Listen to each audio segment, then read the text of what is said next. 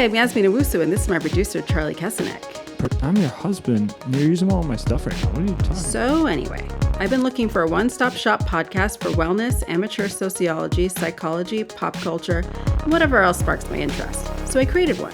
We are limited to no lanes. We hit the gas and get into it. This is Piqued. Press play.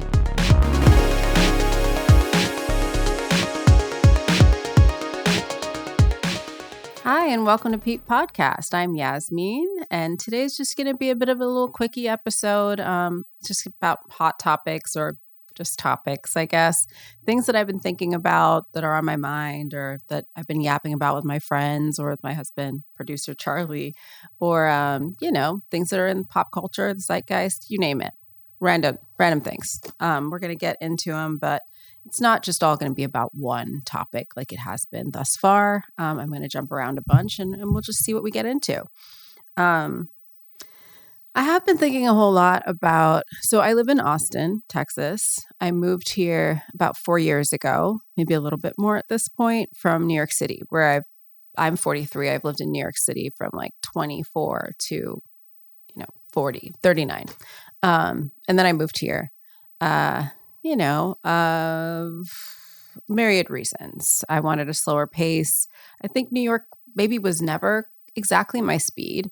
I grew up abroad because my parents worked for the UN. My mom is from Massachusetts. My dad was Ghanaian. He passed when I was 12.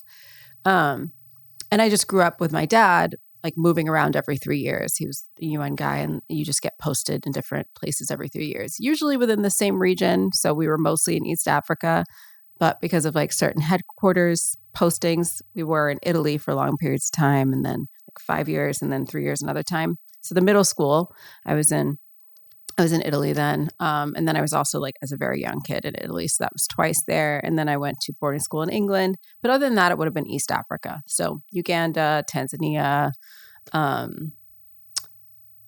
Ethiopia. I was like, oh, where else?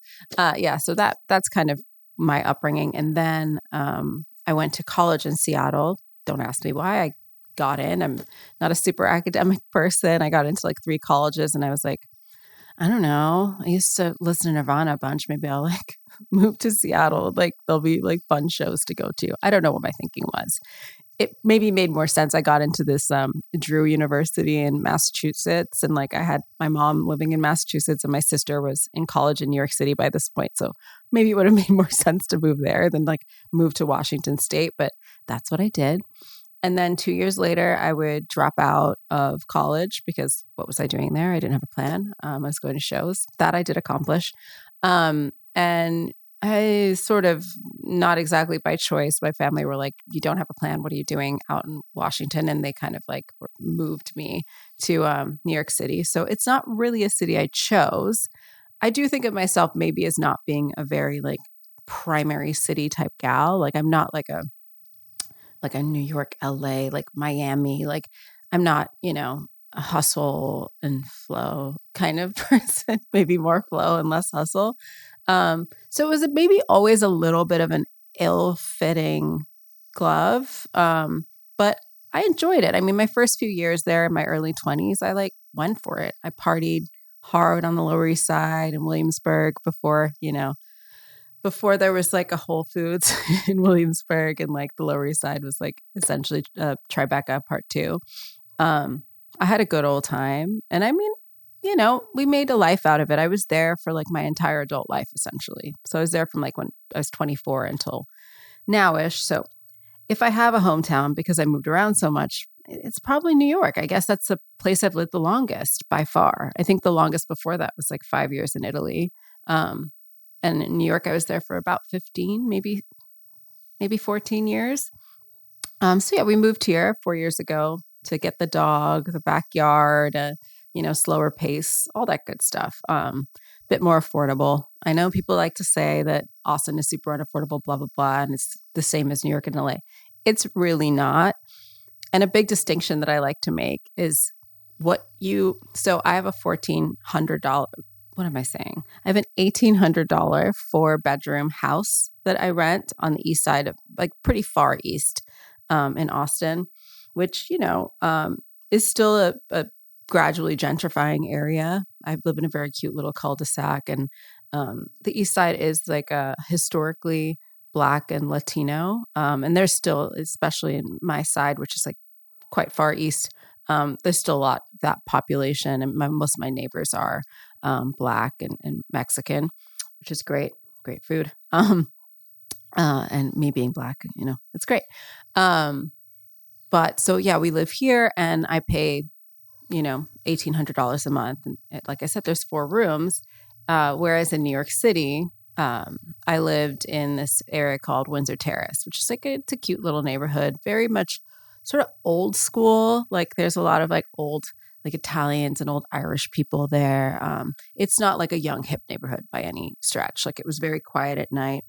Um, all that being said, if you're living there, I mean, there's like Park Slope, which is also in Brooklyn. Windsor Terrace is in Brooklyn, the borough of Brooklyn. Park Slope is nearby, which is also like a, bustling. It has a bunch of restaurants and stuff area. And that's really close, like 10 minutes, not even walking. It's basically the same neighborhood. But other than that, everything you'd ever want to do is 45 minutes to an hour away. And I was paying $2,100 for a 1-bedroom with a small, like a 1.5 bedrooms. Charlie had a little studio where he would like his music studio, but it was like, it wouldn't be rentable as a bedroom. It was really small. It was the size of most people's like bathroom that doesn't have the bath in it, like just the toilet, like the half bath.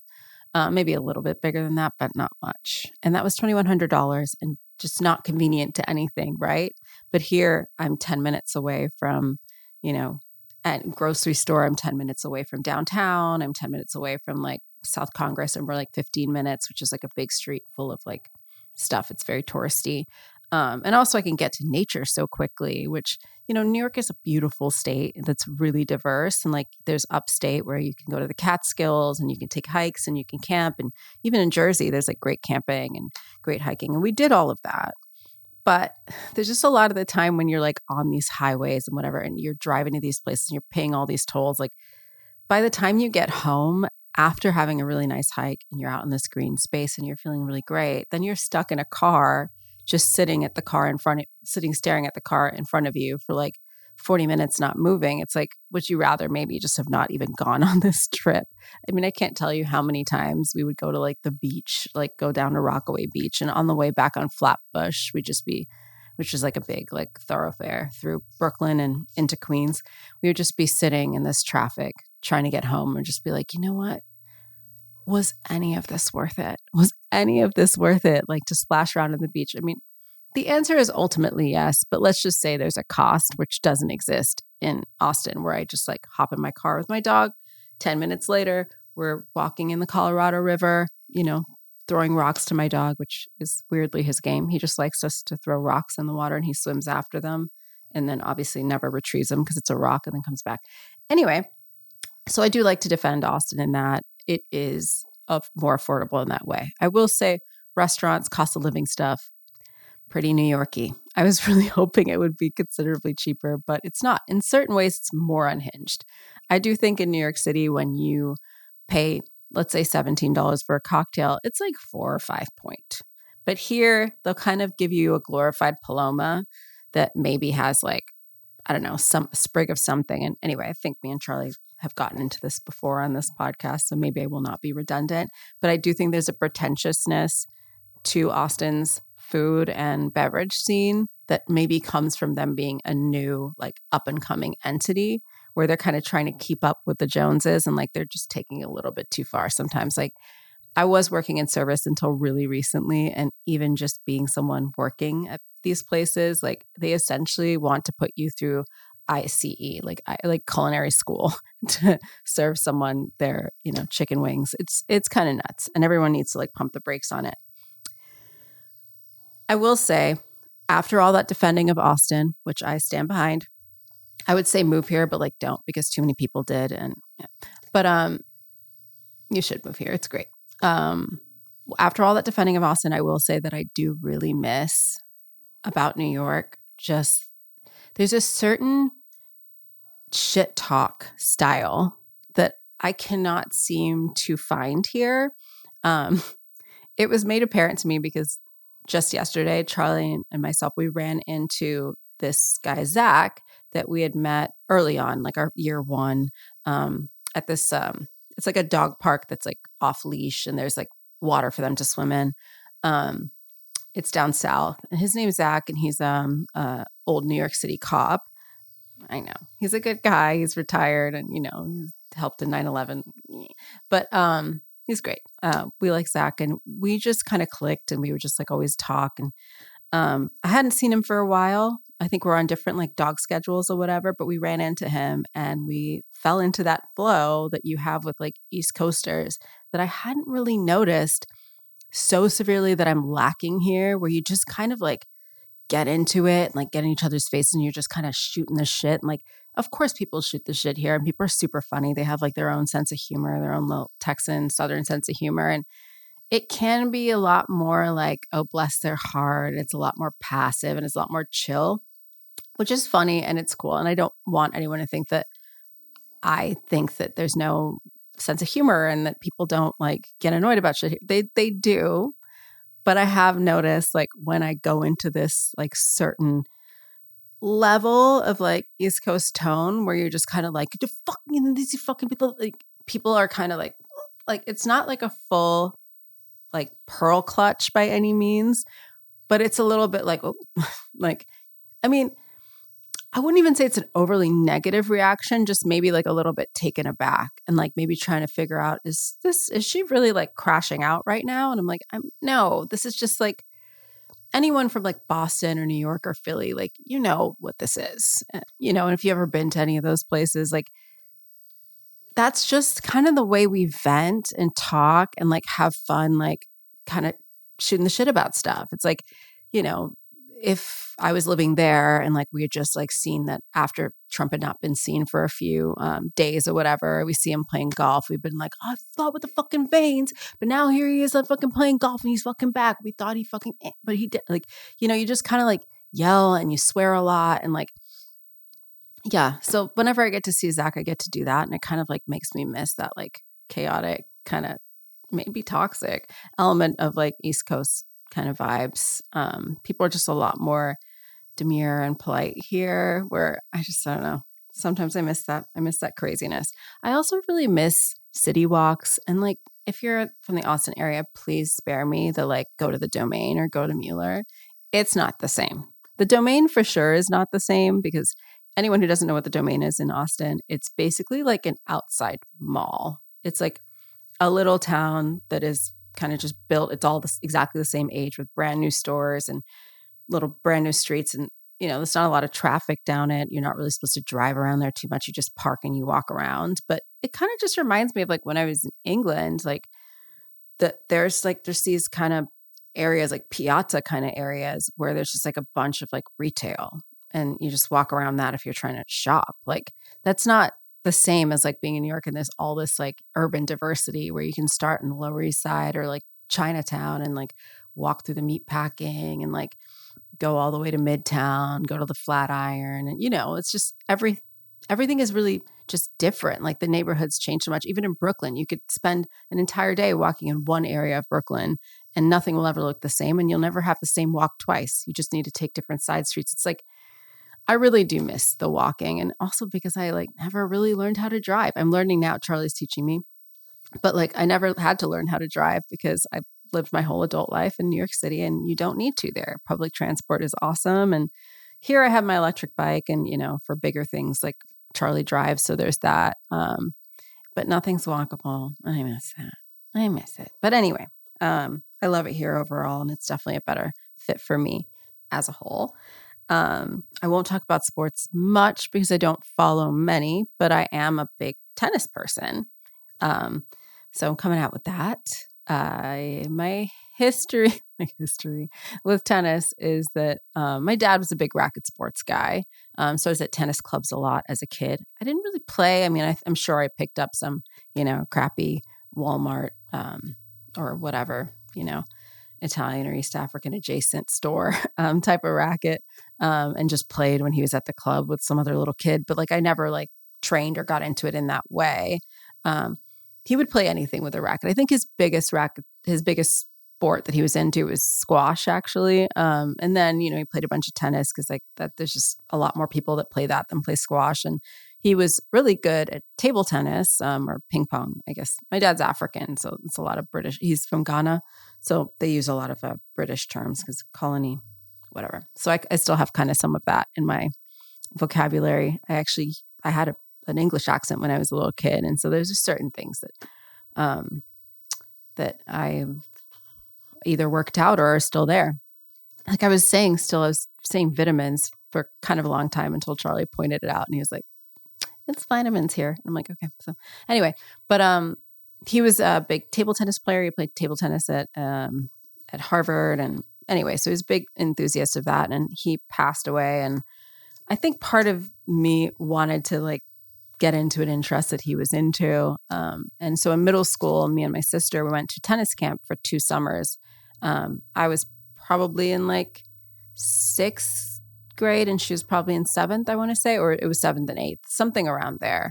For 2 consecutive summers, we went to tennis camp and I really enjoyed tennis. So it just kind of always like imprinted in my head as like a sport I actually like, and like it's working out, but I don't feel like I'm doing it because I'm like having fun. And my sister was a big athlete, like across the board. Like my sister Nadia, like she like played some basketball. She ran track and then also played this tennis. But like this was like really kind of the only sport that I connected with. I wasn't really super into anything else.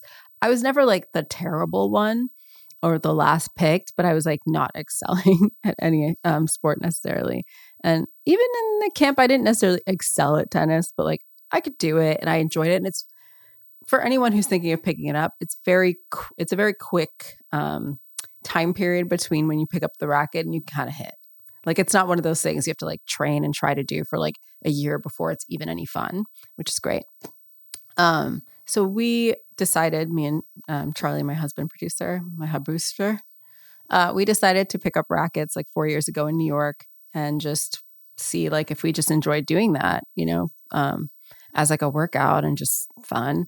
And we did enjoy doing it and we got really addicted to it actually. Like it scratches some itch. Like we both, I think, have undiagnosed OCD. And then he's also a Virgo, so there's that. Um there's like this way you can never be perfect at it. And I do have a tendency as a human to like pick up a lot of like interests and I like to problem solve and I like to figure things out and try to do things. But the moment that I like kind of get it or like passingly can do it, I tend to just kind of, lose a little bit of interest and my interest wanes or it just moves on to something else. Even if I keep doing it, it's just like not the thing anymore. But with tennis, that like never happens. You just never get just consistently always good at it. Like even if you're an amazing tennis player like Djokovic or Carlos Alcaraz or Sinner, like they're gonna just have days where like the backhand is not backhanding or like they feel like they can't. Well, this was supposed to be on airplane mode. Whoops.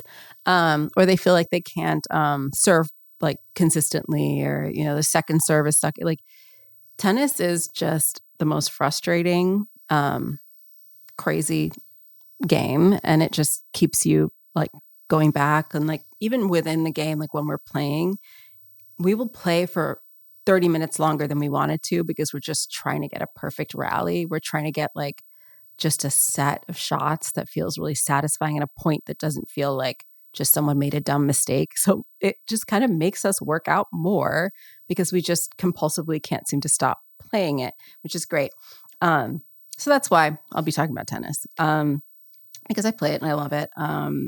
There was a bit of controversy in tennis between two female tennis players.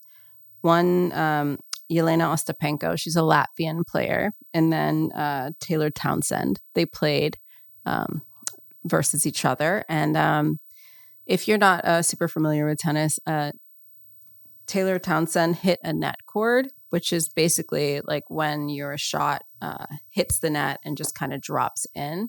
It's a legal shot. It's in.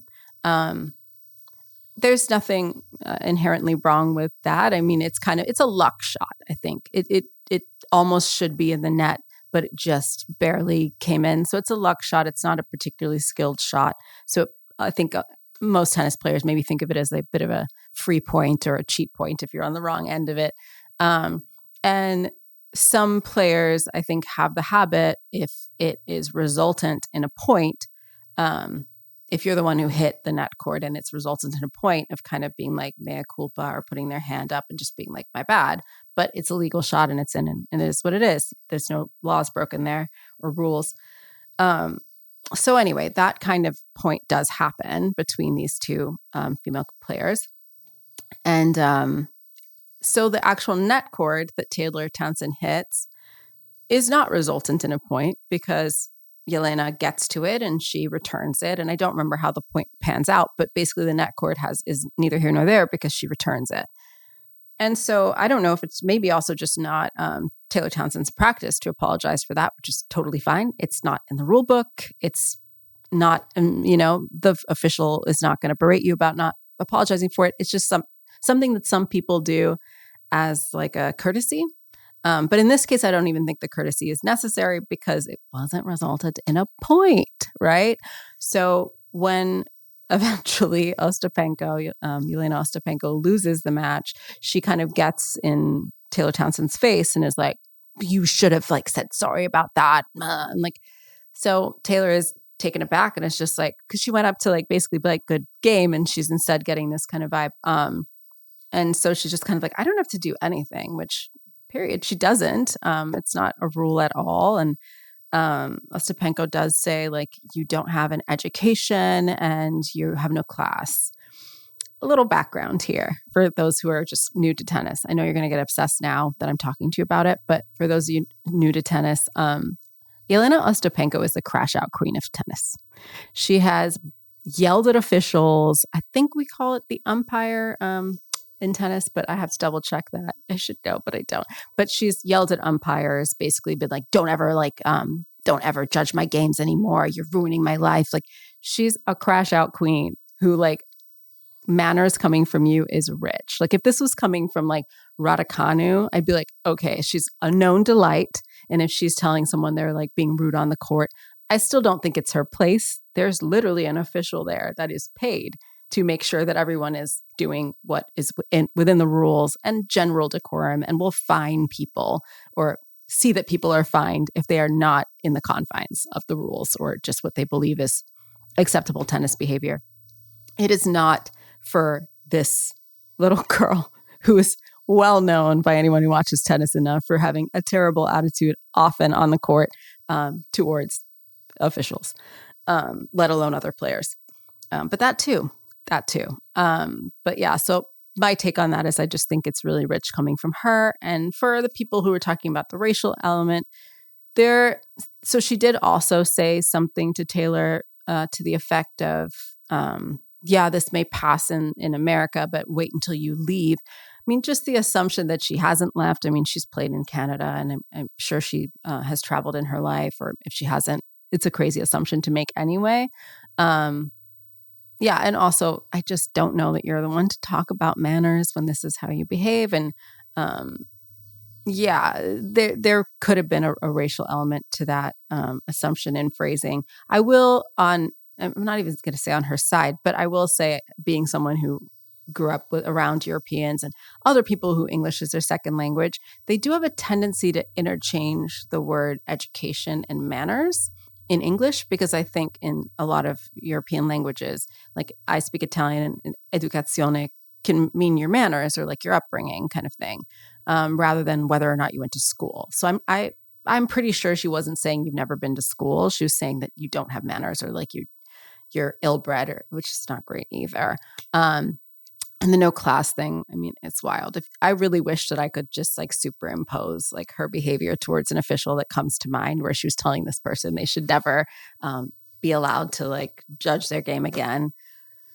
Yeah, so it's a bit ish coming from her. And, there's been other instances of stuff like this with players taking it upon themselves, like Tsitsipas was playing. I don't remember who he was playing. I'm not going to remember, and that's fine. I think it was a Spanish player, but he hit an underhanded serve, which, it's not the customary serve. Most serves, as you all know, go overhand like that, but it's not illegal. You can hit an underhanded serve. it's again much like a net cord. A net cord is more of a luck and kind of a failed shot that just went right. It's kind of almost like in pool when you get the slop. It's kind of like that. Um, but an underhanded serve is a bit of a tricky serve, but because it can throw someone off because it doesn't behave the way a normal serve does. You wouldn't prepare for it the same way, and so it's a bit of a change up. But there are a lot of things like that. I mean, that's basically a drop shot. Is that like spin shots are like it's legal. It's a legal shot. So Tsitsipas kind of had one of those like crash outs where he essentially, I think, whipped the ball like with his racket, like basically hit a shot towards this guy on purpose, like trying to hit him. And you can hit a ball right at someone in tennis, and that's legal. But one would hope you're doing that because it's the best return you could make to evade or to elude the person and get the point, not because you're actually trying to hit them. But essentially, when he's leaving the court and should be giving congratulations and like receiving like, oh, I'm sorry you lost. He's like, well, I hit you because you did that underhanded serve. Again, it is not your place to tell people what they should and should not do on the court. That is for the officials to do. And you're basically, again, bothering this guy about decorum and what like that he should like. This Tsitsipas is also a crash out maniac fucking on the court. He has broken multiple rackets. He's been extremely rude to ball boys, like kind of just staring them down and throwing balls at them. I think that there are just there's a lot of bad behavior that's creeping into tennis, and people just need to like get it together and just take care of your side of the fence. Make sure that's real clean. Make sure you are an absolute delight and have never acted out of your character on the court before you are trying to basically mentor people after you lose. Anyway, that is the last that no, that's not the last that I'll say about tennis. The U.S. Open has just concluded, and, Carlos Alcaraz and Yannick Sinner are these like up and coming stars in tennis. I mean, up and coming is crazy. They're like 1 and 2 in the world. So they're there. Carlos Alcaraz is a Spanish player. Yannick Sinner is an Italian player. Supposedly, he's like one of those Italians that's like basically like from Switzerland, like or Austria or whatever. So he has a German name. He looks like a German person, and but he's Italian. There you go. But anyway, so they are 1 and 2 in the world, and they are both like in their early 20s, and they're just, I mean, they're once in a humanity kind of players. Like watching them play each other is crazy, and it's just going to be one of these long rivalries, and one like I don't think we've ever seen before. I'm really there's a lot of talk about who's going to be the one that like becomes like the one, and I don't know. I mean, they both have their strengths, and they both have so much more like growth to do, both in temperament, like and discipline, and also just physically. I mean, there's that man body you get at a certain point, and they're not even there yet, right? So anyway, I will leave tennis there and move on to unknown caller. I know you all know what I'm talking about with unknown caller.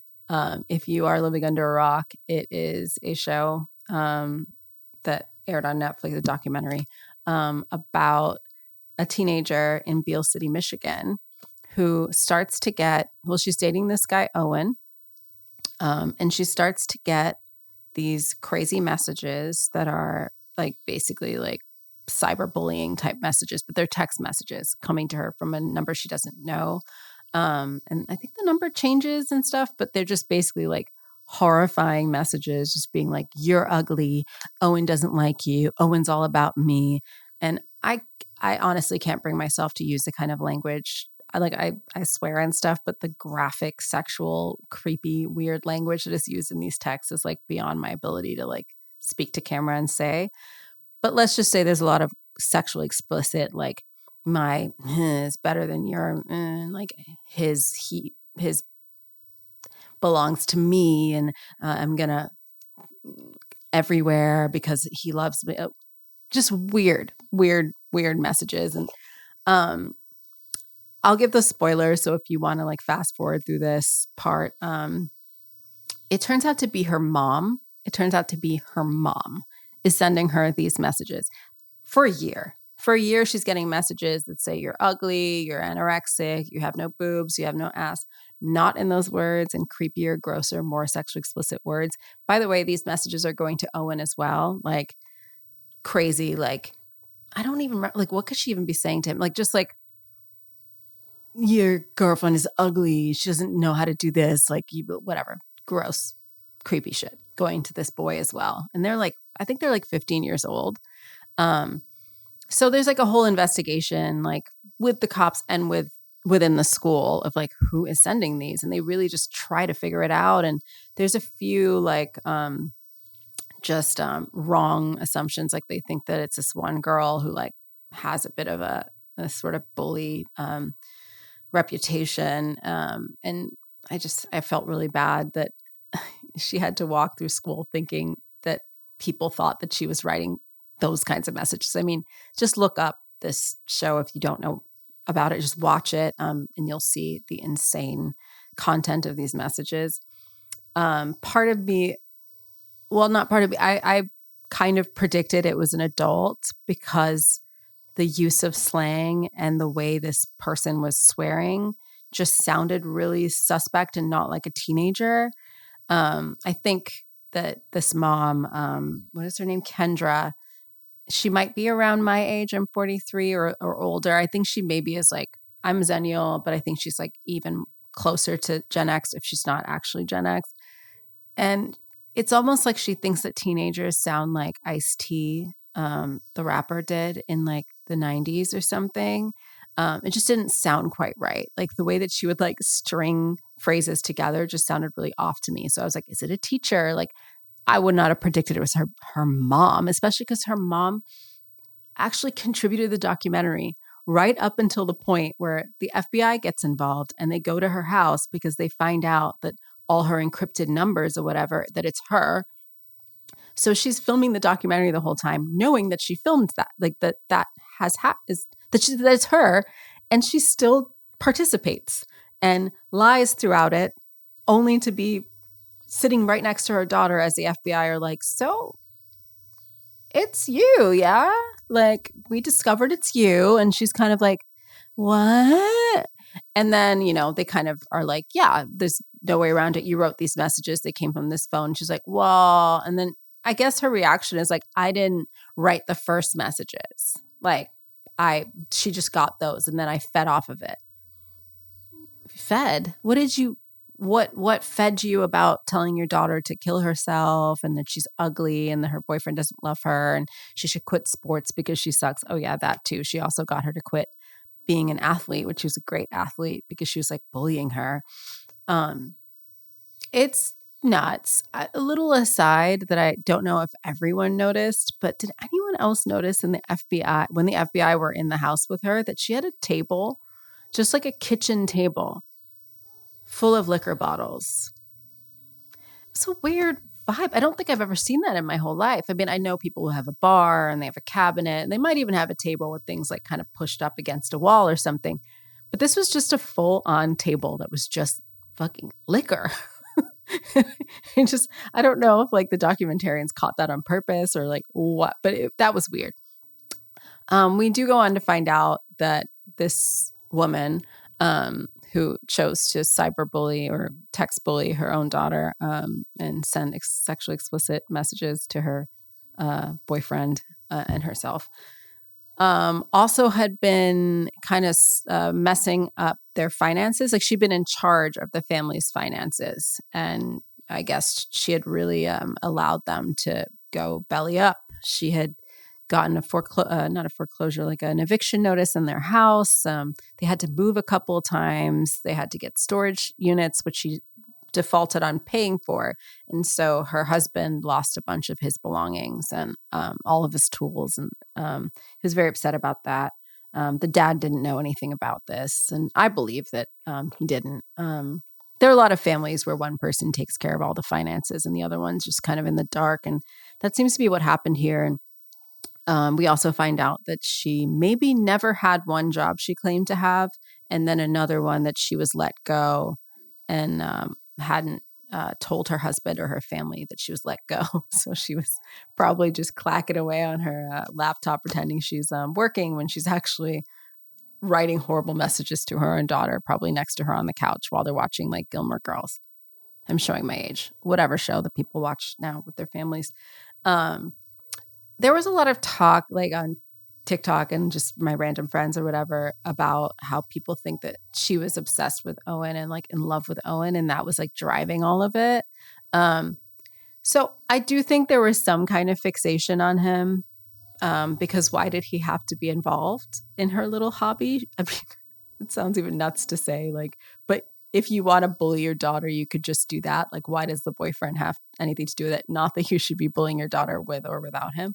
But yeah, there's some fixation with him, and he had mentioned in the documentary too that she would kind of do these weird acts of service for him all the time, anything to like help him or be a service to him and be noticed by him. Like she would like cut his steak for him and stuff. And so there was some kind of fixation there. And I do think there's something in the fact that she would constantly talk about their relationship rather than a lot of, I don't know, other things that you can make your daughter. Again, I feel so crazy saying this. You can make your daughter feel insecure about millions of things. Why is it so focused on the boyfriend? But more than other people who are just like, she fell in love with the boyfriend and then she started bullying her daughter. I don't think it's quite that straight of a line. I think this woman's life had not come to what she hoped it would. Like it was kind of, her money was messed up. Maybe she, had a kid and was feeling, now the kid is like moving on in their life and she's bored and she doesn't really have any purpose, and she lost her job and then she didn't have a job that maybe she wanted. And, it seemed like maybe her relationship with her husband was a little rocky, probably because of what was going on with them financially. And so I think her weird way of dissociating was to maybe just want to be living her daughter's life. So she's watching her daughter in this like, younger, more innocent, less complicated and messy and screwed up phase of life. And she's over here, knowing that any day now everything's getting repoed and she's getting kicked out on the street and everyone's going to find out she never had a job. And she's just like, man, I'd rather be her. And I think that she also made her resent her daughter. And I do think that she was writing those messages to be hurtful to her, even though she says, I never wanted to hurt her. You never wanted to hurt the girl that you told to kill herself and that she's anorexic and ugly. You didn't want to hurt her. That seems a little far-fetched. So I think that was going on somewhat. And then there are people also who think that it was like a Munchausen thing where she wanted to be needed by her daughter.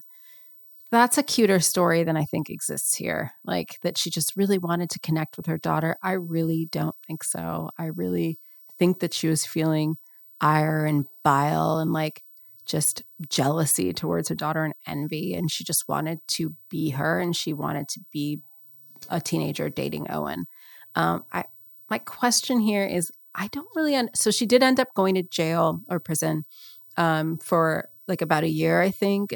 But I think the charges were more along the lines of like, harassment and maybe like the amount of resources that the city had to put into investigating something that, she knew it was her the whole time. Right. But didn't seem to be any kind of sex offender element to this. And I just am not sure you should be able to be sending messages like that to kids.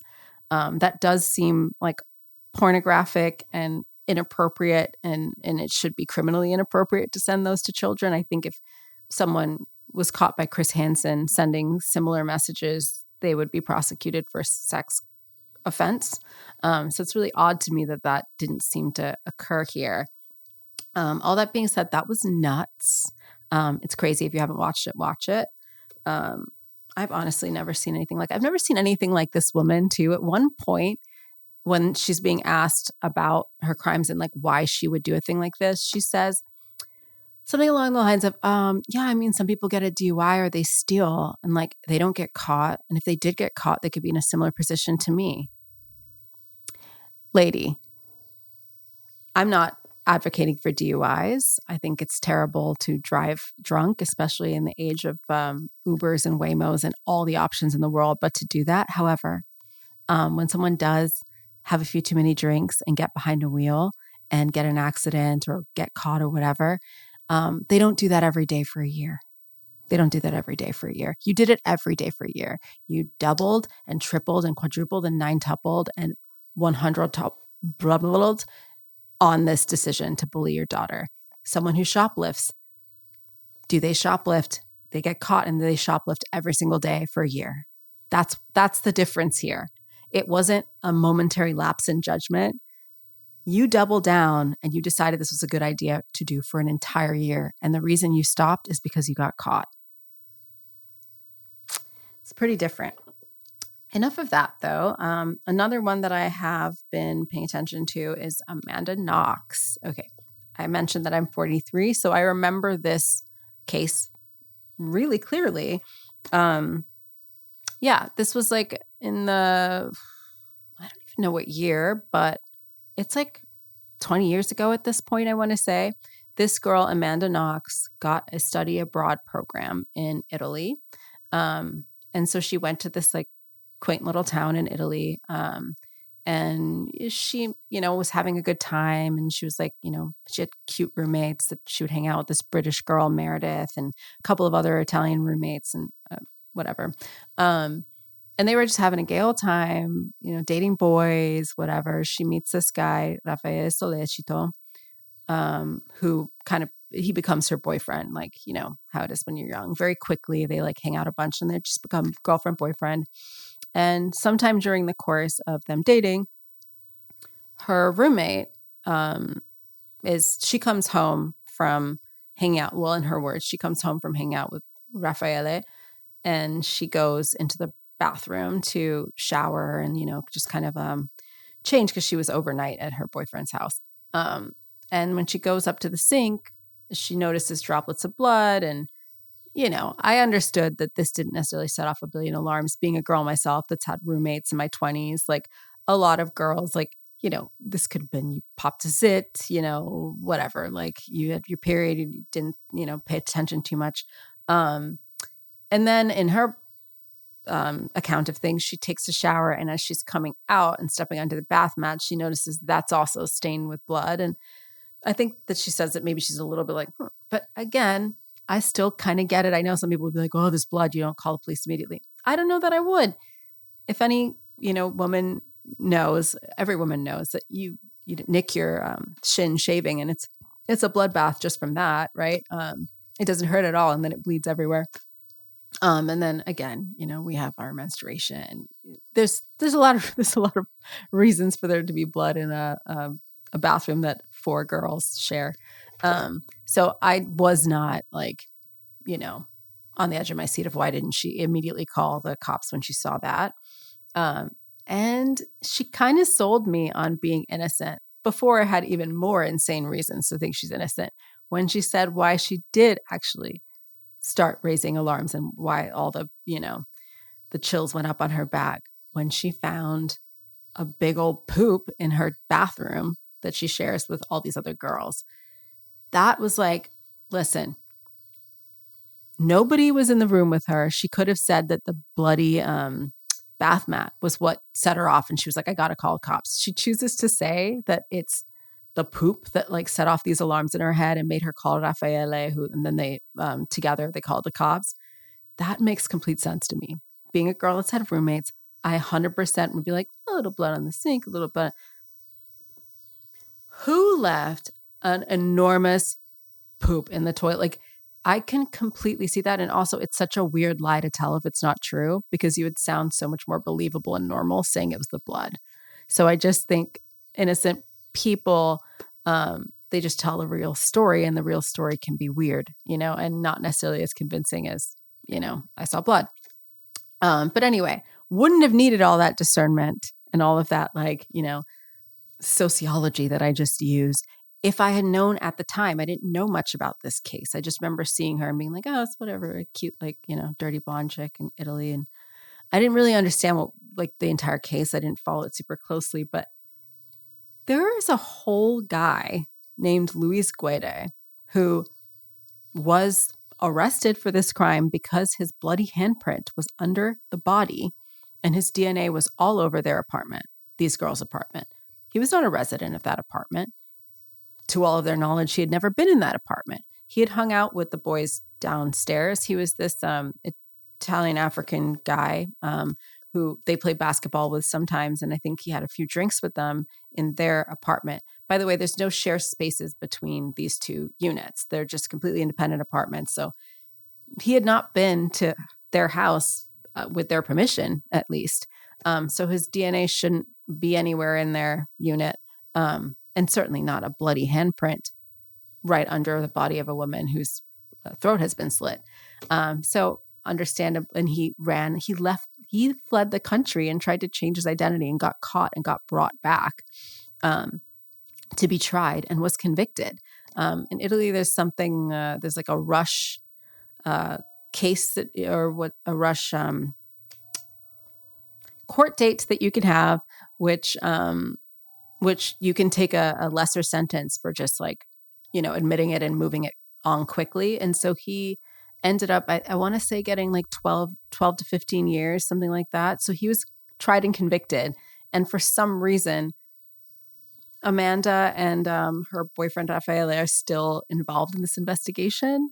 And had to disprove an insane theory that the prosecutor, his name was Giuliano Mignini. This guy's a character. I watched a documentary before watching this acted like television show played by actors. So I did see the real guy, and he's an interesting character. I mean, having lived in Italy, there is a bit of that like Madonna whore complex that goes around. I mean, we have that in Italy too, but in America too. But with the Catholicism and there are very traditional male and female gender roles there, and he really seems to have that programming from the get-go. And we do find out from Amanda's show, that she helped produce. The actual Amanda Knox helped produce the TV show, that he came from this town that got overrun by kind of a degenerate element, like, hookers and like drug dealers and stuff. And so he created a bit of like a taxi driver, like aversion to these elements. And maybe was seeing them where they weren't at times, like how to hammer everything's a nail. And it seems like he had a heavy prejudice on Amanda as being a promiscuous woman who, brought guys home. And essentially we find out that his entire narrative that he wove, that this girl was super promiscuous and it pissed her roommate off, which I think one of the other British friends of her roommate was like, yeah, she's a little uncomfortable that like Amanda would like bring a lot of guys home. Right. I mean, these are girls in their 20s. She's from England. It's by no means like, 1925 there. Like, that's not even that early. It's not even like 1845 there. Like in England, like people hook up when they're in their early 20s and like they're 18. And anyway, I really doubt that this was like such a problem for Meredith and for Amanda, that like his story was essentially that she was so enraged by being confronted about this bringing guys home that she kind of entrapped Meredith into some weird violent sex game where she would debase her and have her assaulted and eventually murdered. I mean, that sounds like a real leap to me. And especially because it comes from nothing evidential at all. And all of that was proved. I mean, I guess we're all just accepting now that that was just a woven story that came from absolutely nowhere. And there was another man who got dragged into this erroneously, whose name was Patrick Lamumba, who his only crime was to give Amanda a job at his bar. I feel really bad for this guy. He was just a guy who Amanda worked for. Like, she worked at his bar when she was doing this study abroad. And I guess on the night of the murder, when she was at Raffaele's house, Patrick had sent her a text saying that she didn't have to come into work. If you're a server like I have been, you know that sometimes you just get cut and it's great. So Amanda sent him a text message back being like, all right, we'll see you later. So a little lost in translation moment is, see you later in our English, right, just means I could see you later today. I could see you 2 weeks from now. I could see you never again and just be like, see you later, right? It's not like a literal phrase. In Italian, it very much is. If you say you're going to see someone later, it's like you're going to see them later. So he kind of took that to be like, you're making a plan with him. You made a plan with him the night that she was killed, which also, even if Amanda had planned to see Louise later, which I don't think she was, that also doesn't mean that because they're planning to kill people. Like, they could meet each other later for any number of reasons that are not like a sexcapade murder. It's all ridiculous. And he just seems to have pulled it out of his culo, like his ass. It makes no sense. And I cannot believe it held up as long as it did. Thank God her conviction got overturned. I don't know how immediately it was not just thrown away the second they found Louise, who, I mean, he did it. I mean, his bloody handprint was under the body.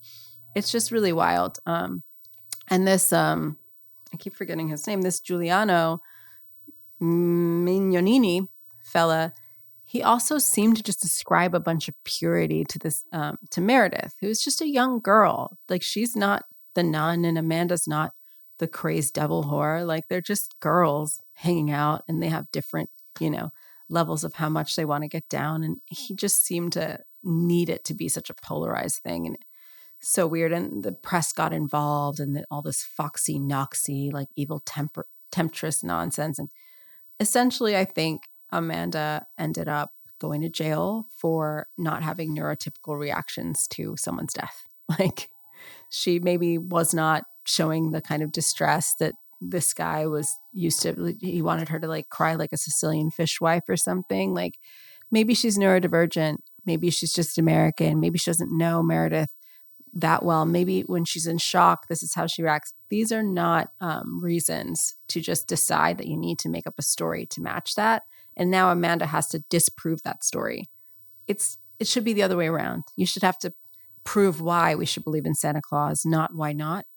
And essentially, she ended up having to work against a whole bunch of fabrication just to be innocent, which it's a crazy, crazy story. And I just can't believe how many years she had to dedicate to disproving this insane theory that had no merit, when there was a perfectly good suspect and a convicted one at that.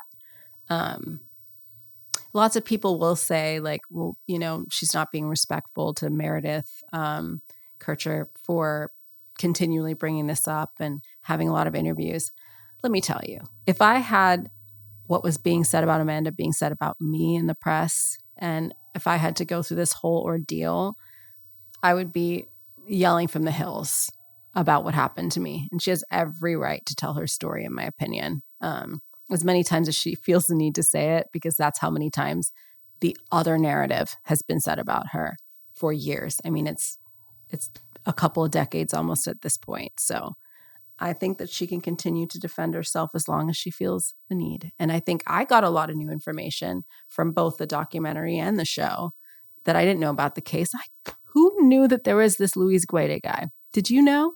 Right. So if she hadn't done this, we would still not realize that this guy was going after her in this dogged way, knowing he had an entire murder suspect that was like kind of a slam dunk.